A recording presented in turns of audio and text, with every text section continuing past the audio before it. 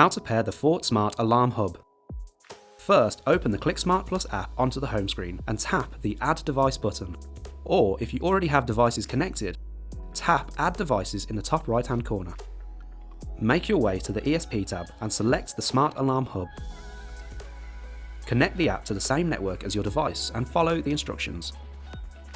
Turn the Smart Hub on and follow the on-screen instructions in Easy Mode to pair it. The Smart Hub will then register to the app and network and initialize. Once your Smart Hub is connected, you can rename it to customize your setup. If you're having issues with connecting your hub, try the alternative AP mode and follow the on-screen instructions. Your Fort Smart Hub is now ready to go. If you've purchased one of our smart security kits, you can add these in the accessory section of the app. You can also connect the Smart Siren to the hub using the instructions provided.